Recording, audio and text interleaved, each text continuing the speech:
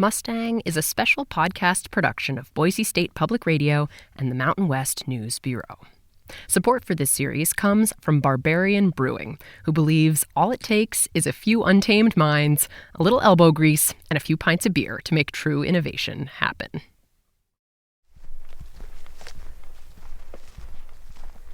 Boo-ah! Every morning, walk down through the sagebrush, say good morning to Boo. Boo-ah! Hey, Boo!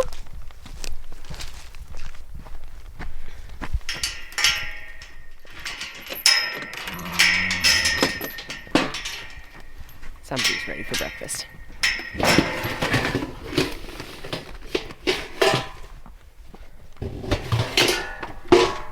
Is it time for some breakfast, Boo-Boo? Yes, buddy. You hungry? Okay, Boo. While you're eating this morning, we have a little bit of work to do. I want to figure out what the heck you are.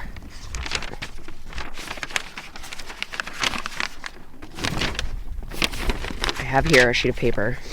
Horse Ancestry Testing Form from the Animal Genetics Laboratory at Texas A&M University, Department of Veterinary Integrative Biosciences. We're going to take a little sample this morning, Boo. So here are the instructions.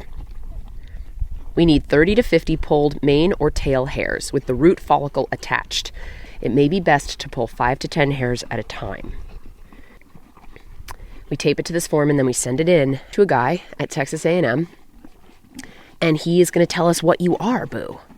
Because the truth is, we know very little about what Mustangs are. They're basically mutts, and they're a product of their environment, and they're a product of horses that may have come from the Conquistadors, maybe earlier, may have been released by the cavalry or ranchers and settlers who couldn't afford to feed them anymore. And some of them, were belonged to and bred by Native Americans. And there are so many different breeds that ended up in the wild in the West. And so figuring out what Boo is a big mystery. It's kind of like getting a dog at the pound and then wanting to know, is it a Dachshund? Is it a German Shepherd? Is it a Labrador? I mean, I hope he's got some good stuff in him, but I have no idea. So I am really excited to find out. Okay, Boo-Boo. Have to pull some mane. I'm really sorry, buddy. It might hurt. I'll just take a few. Ready? I think I got some follicles. He didn't even notice. He's just munching. Good boy. You seem very not concerned by this whole endeavor. Oh, that was a good one. Good job, bud. Okay, here goes.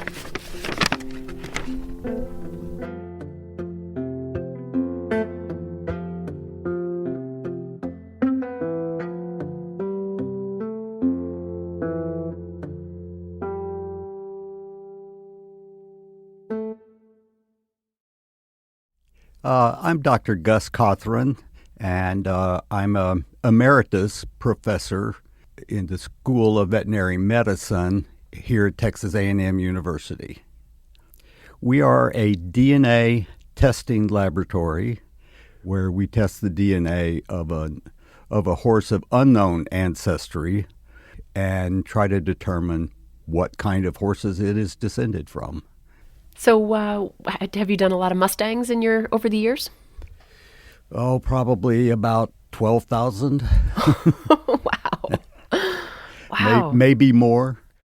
This is the guy to talk to, the Professor Emeritus of Mustang Genetics. He's been studying this stuff since the early 80s. So, all right, genetically speaking, what is a Mustang? Well, it's a difficult question to answer. But basically, a Mustang is a horse that is free living. They're descended from domestic horses, but it could be various different kinds.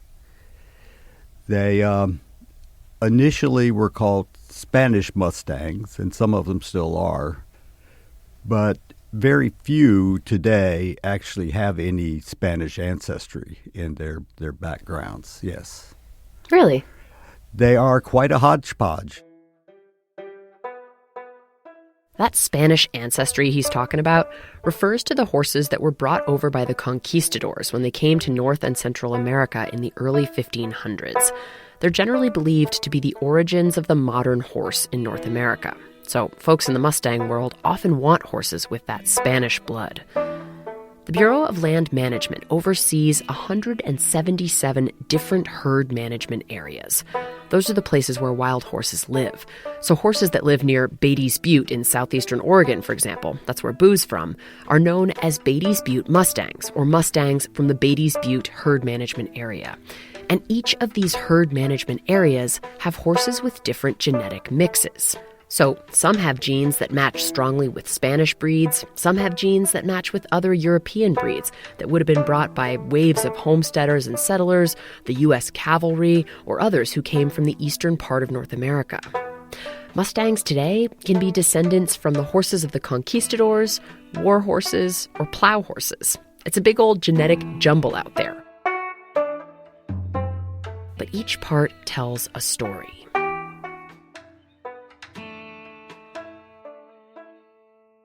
Now, I don't really care what Boo is. He's a good horse no matter what his genetics tell us.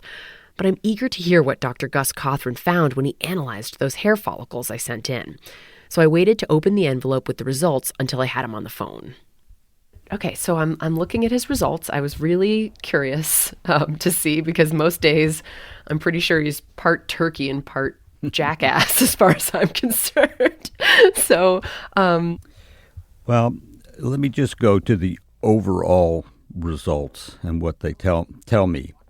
And that is, your horse is very variable and probably originating from a number of different types of horse crossed. Okay. So here's how Dr. Cothran knows that. His lab took Boo's genes and compared them with a database of more than 50 established breeds in North America to try to find matches or hits. Now, this test is not the 23andMe of Mustangs, the end-all be-all that will tell me who Boo's parents were, because we don't have that kind of data on individual Mustangs, of course. Rather, it spits out a panel of 3 established breeds that most closely match Boo's genes. So, the top breed match? Okay, so number 1 is Turcoman. What does that mean? The Turcoman is, a Middle Eastern horse, and they probably made some contribution to other European breeds back in the past. So, for example, the thoroughbred. If you look at the family tree of horse breeds, Turcomans are close to the trunk. They're an ancient breed that contributed to many of our modern-day breeds, like thoroughbreds, Arabians, and quarter horses. All breeds that might have been used by the cavalry or settlers and ranchers in the West, and could have escaped or been released over the past few hundred years or so. Okay, so number 2 on Boo's genetic match list. Now, the Mountain Pleasure horse, the number 2, so it's a horse that was developed in the eastern Appalachian to Kentucky region a couple of hundred years ago. It's kind of a general purpose horse, a riding horse. They are gaited, so they have a very smooth lateral gait that people find pleasurable to ride. How would that have made its way into the genetics of a Mustang herd? Well, it's a kind of horse that a lot of people were riding its ancestors. So it still would have been a common type of horse for settlers to take with them when they left Kentucky or Tennessee or one of those places and rode on this smooth gait all the way to the West Coast. Okay, so Boo's may be the descendant of escaped ranch quarter horses or cavalry horses, and then he's maybe got some genes from southern riding horses who came over with settlers from that part of the world in the 1800s or so. And then finally, number 3 on Boo's panel of matches. Number 3 is the Garanho, and that's a Portuguese horse. The Garanho is pretty closely related to a breed from northern Spain called the Galicino. So that is definitely a horse of the type that the early Spanish might have brought to the Americas. So maybe my little mutt horse has some conquistador blood in him somewhere way back, mixed in with all the waves of settlers who brought a variety of different breeds of horses into the West for a variety of different reasons. He's truly a genetic hodgepodge, as Dr. Cothran said. Okay, but I want to hang on for just a sec here, because all these breeds, when you think about it in the grand scheme of things, are a flash in the pan. They are a product of a few hundred years of human meddling with what is truly an ancient species. Horses actually originated in North America and evolved on this continent for millions of years, from tiny jungle horses to the modern-day equus. They crossed land bridges to other continents along the way. But then, right around the last ice age, the horse disappeared in North America. Or at least, that's what mainstream Western science has long told us. It went extinct on the continent about 10,000 years ago. And it did not return to the Western Hemisphere in North America until the second voyage of Columbus. But it turns out there's more to this story. One of my elders said, "You can't have a Lakota without the horse, my girl. Like, we go together. We're two halves of a whole." Dr. Yvette Running Horse Collin is the executive director of the Global Institute for Traditional Sciences, and she's a member of the Oglala Lakota Nation. Like everybody else that went through the American school system, I read in the textbooks that Columbus brought all the horses, and like we stole them or something. We're always stealing everything, right? That's what they say about us, and that's what they make our children read. That's the worst part. Which again, what it does is it makes our culture derivative of theirs, which we know. I mean, we've watched this happen over and over. I visited Dr. Running Horse Collin at her home in the Black Hills of South Dakota, the ancestral lands of the Lakota peoples, who have a long history with horses. And while I was there, she taught me something really important. Not just about Mustangs, but about science. I've been reporting stories about science for 20 years now. I was drawn to this beat because it felt pure, like there are these clear explanations and answers to our questions, instead of the messy he said, she said that you get in political journalism or other beats. I always love to think about science as this unadulterated pursuit of knowledge and truth that exists in a vacuum, free of the trappings of our prejudices and the societal influences of our times. But what really sunk in as I spent time with Dr. Running Horse Collin is that's just not true. And when it comes to the science surrounding the origin of wild horses in North America, this widely held belief that there were no horses here when Columbus and later the Conquistadors showed up, that's actually pretty fraught when you examine it closely, because it was created by one group of people, namely white Western scientists over the past several hundred years or so, and it excludes a whole lot of other people and their knowledge. The mainstream narrative just continues to get pushed and pushed and pushed, and an entire body of knowledge is ignored, passed by, purposefully pushed away, right? Any of these number of things. And so that is something that we could not have happen if we were truly trying to understand the history of the horse in the Americas. Because whether they like it or not, we were the ones here.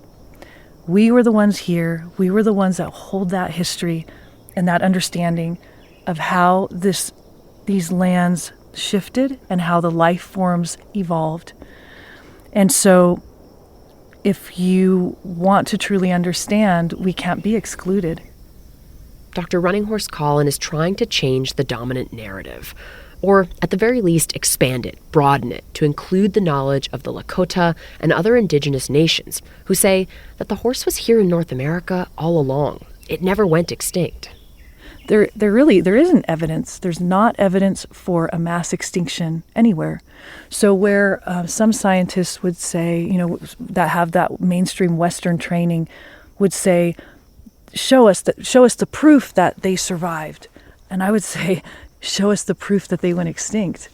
You should be able to find their bones, a mass extinction somewhere, and they can't. Dr. Running Horse Collin did her PhD at the University of Alaska in Fairbanks. Her research involved gathering information in many different forms from Indigenous nations across the continent about their history with the horse. And when she talks about her research, she's very clear about why she did it. I was asked by a number of elders from different Native nations if I would research the history of the horse in the Americas in its relationship with Indigenous peoples. I didn't even know this was a topic of import, I'll be honest with you. And one of the things I loved, one of the elders who asked if I would do this work said, we're not asking you to play favorites. We're just asking you to put what we say side by side with what the rest of the world says and just research it, like a survey PhD. And I said, okay. She gathered information from Native nations across North America who were eager to tell their stories.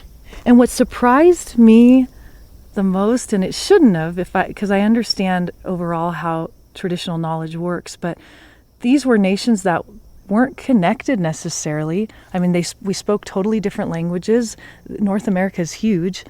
But not one of them said that they got the horse from the Spanish. Not one of them. And the stories had real consistency. And that matters, because if the horse was here all along, not some gift bestowed upon the natives by their conquerors, it becomes a different kind of symbol. It's a symbol of a culture that was intact, powerful, fully formed before the arrival of Europeans. It stands independent of colonization. For Dr. Running Horse Collin, it's not that Dr. Cawthron, the horse genetics scientist, is wrong. The Spanish did bring horses to North America. My Mustang carries those Spanish genes.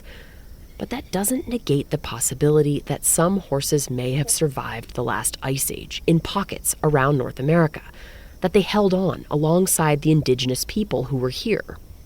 That's what Dr. Running Horse Collin and others believe, and they want to show the rest of the world. Before starting her PhD, she and her husband traveled all over North America, gathering horses from different indigenous nations to create what is now called the Sacred Way Sanctuary. And so I was guided to very particular herds and very particular horses. And they can be identified or traced back to certain tribal nations, right? So we have horses from throughout the Oceti-Sakowin, which is our term that would signify the concept of the Great Sioux Nation. That's we have Choctaw horses, Pueblo horses, Cherokee horses. I mean, it continues, representatives from those horses, and there are descendants of horses that have been with our people for at least centuries. After she finished her PhD and started the Sacred Way Sanctuary, Dr. Running Horse Collin knew she needed to continue her research. So she brought hair and blood samples with her from her indigenous horses when she went to France. There she did her postdoctoral work at the Center for Anthropobiology and Genomics in Toulouse. She was part of an international team that included indigenous and non-native scientists who wanted to compare modern horse genes with ancient samples. My work in the ancient lab was to take fossils, some as old as 50,000 years old, from North America, from ancient North American horses, and then some that were more historical samples, a couple hundred years old, and to extract the DNA from those samples and then go through that process of analyzing their genetic makeup. Every day, Dr. Running Horse Collin would go to the lab and suit up in protective gear to keep from contaminating the samples. She was using deep sequencing techniques on cutting-edge, very expensive equipment, basically combing through layer upon layer of DNA thousands of times. It was really an honor to be able to work with the ancient remains of Shungwakan, of the Horse Nation. And yeah, it helped me not to be so homesick, honestly, because I wasn't alone. I was with them every day. And she found that the genes from those ancient remains, from horses who had lived on the North American continent before the last ice age, had a huge overlap with the samples from her living horses. Over 99% of the genome from the ancient Alaskan horses, 29,000 years old, and the horses that our people preserve today were the same. That's a beautiful match from our perspective. So for us, that's a celebration of the strength of the horse.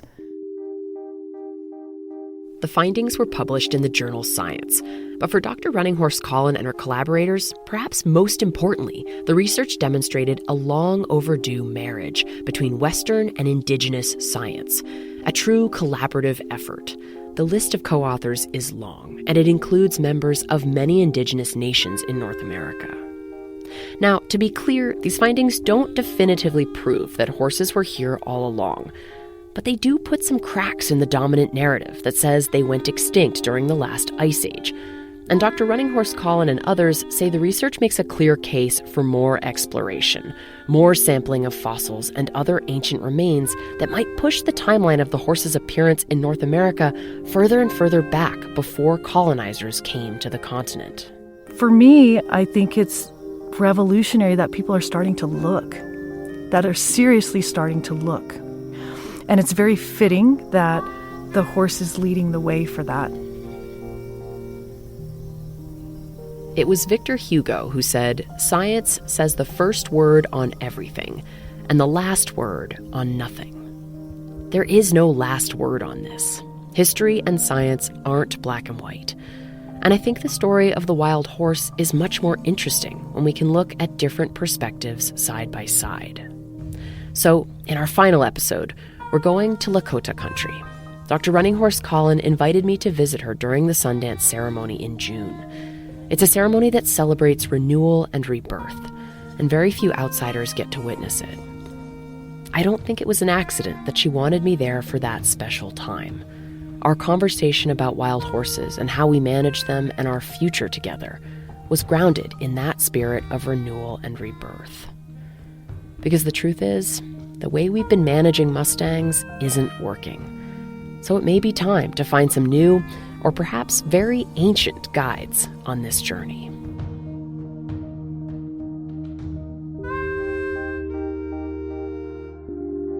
Mustang is edited and sound designed by Liza Yeager. Art for the series is by Katie Michael.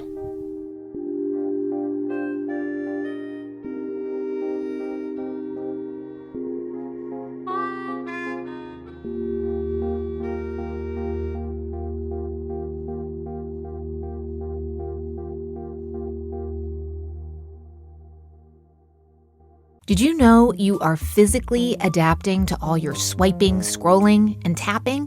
We're changing our bodies and what they're able to do through our habits. NPR's Body Electric, a special interactive series investigating how to fix the relationship between our tech and our health. Listen in the TED Radio Hour feed wherever you get your podcasts.